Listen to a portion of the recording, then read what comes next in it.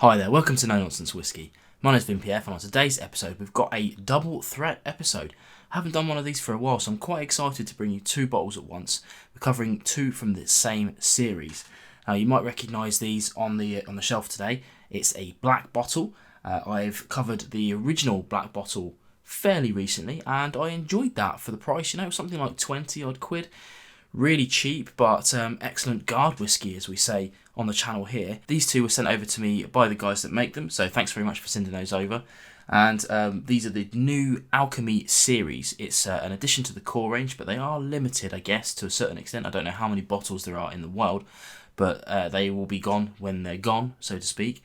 A little bit of a price hike, so these are now £26 instead of 20, but still in that very cheap category, very affordable category, and definitely in that kind of like guard whiskey kind of zone, let's say. So this first one over here, the one with the red label, this one is called Experiment Number 1 and also Double Cask. We'll get into that in just a little bit. And this second one over here is Experiment Number 2, and this one's called Island Smoke. So already you're getting kind of like a little bit of an idea about the direction we're heading for these two.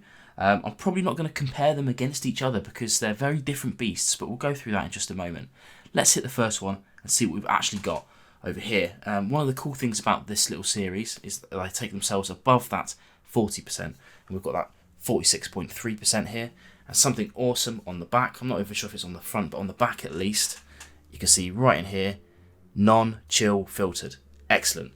Pretty sure these are added colour. I don't know that for a fact, but the colour in this is identical, as I'll show you in a moment, but considering that they're very different beasts, I imagine they've added some colour to kind of get some parity across those ones.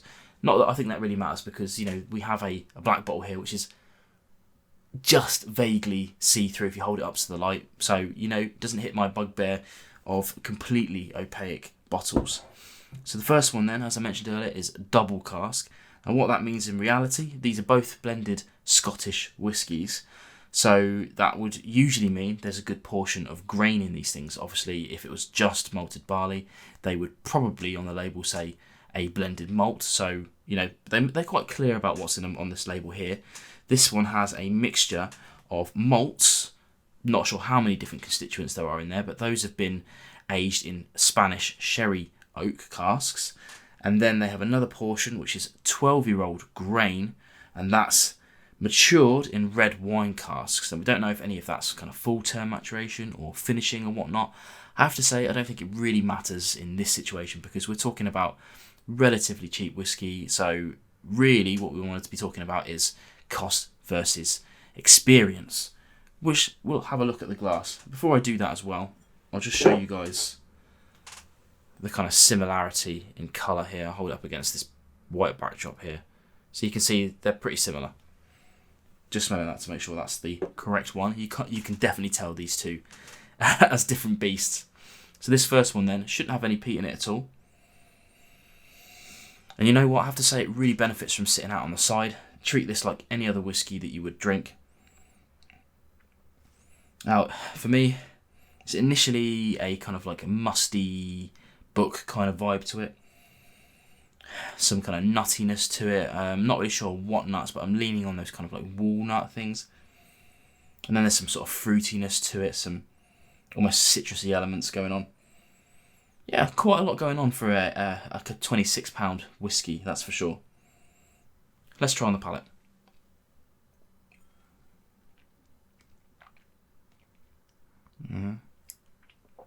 Okay. Heaps of spice up front. And that sort of continues all the way through, right the way through to the finish. Some red berries, but it's like a big mingling of them all. Nothing really shouts out at me. Like sometimes with a bourbon or something, I would say bags of like cherry notes or something like that. That isn't kind of screaming out at me, but you're getting a lot of that kind of like hedgerow red berry vibes from this for sure. And that nuttiness kind of continues onto the palate. Finish again is fairly medium to long actually, very spicy, not like super fruity, but there's definitely something there. It isn't the deepest whiskey in the world. It isn't one that you're going to spend hours and hours pouring over, I don't think, but it's excellent at what it does, I have to say. Excellent at what it does. I thought when I first popped this one, or at least unscrewed it, that I would miss the smokiness. And although, as you might find out, I kind of prefer the smoky one, this one has its place right next to it. I'd be careful about drinking the smoky one first before drinking this one. For sure, you wouldn't want to overshadow it, but as an evening sipper, if you're one of these kind of people that likes to start light and get heavier as you move on through your flight, these pair quite nicely together. First after one, then after two. Let's move on to the next one so you can see what I mean. Now this one here, as I mentioned earlier, this one's called Island Smoke. This one obviously is going to be quite peaty, and I should say right up front, where the original black bottle is kind of slightly smoky, this one reeks. It's a real stinker of a peated whiskey, and fans of peated whiskey will already love that sort of thing. Same as me. You know, when I say it stinks, I mean it in all best possible terms. Now this one here, we don't know as much about the constituents as the first one, but reading a little bit online, apparently, I use that very loosely because I don't know this for sure, apparently there's some 1984 whiskey in this, and then up to like 20 odd other constituents, other different whiskies mixed in. And this is again malt and grain. The malt is peated and the grain is unpeated. But we don't know much about casks or anything like that. But again, I don't think it really matters too much. Colour, not too worried about. Non-chill filtered, which is awesome. Let's get onto the nose. Now, as I said earlier, this one stinks in such a good way. It's peat, it's smoke, it's iodine, it's salty sea air, brininess. I read on some places that people are getting kind of other fruits and things like that. Not for me. I can't really see past the smokiness of this, but still perfect for that kind of thing. Let's get onto the palate.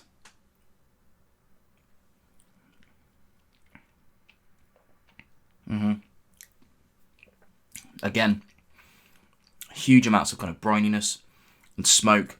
It's slightly less medicinal than the nose portrayed. For me, it moves on to a more ashy element. Really hard to pin this one down. They go on about coastal vibes and it being an island kind of peatiness, but that could be anywhere. You know, your initial thought might lean you towards something like Talisker, but this, to me, is far more peated and far more ashen than a Talisker would be. So I am leaning back towards Islay, but it does make me wonder if it was some Islay peated malt that they would probably put Islay on the label, but that's just the guessing game. That's kind of a fun thing about these two, is that you can spend some time poring over it and guessing where they've come from. But yeah, so you've got two divergent styles here. One peated, one non-peated. If you err on one side or the other, then you know that's your decision made for you. You know, if you don't like peat, then obviously you're going to go for the other one. But if you're a fan of both, then try both. You know, it's 50 quid odd for the pair of them, which I think is a bit of a bargain, to be honest. £26 each, excellent pricing. You're getting some really good quality whiskey.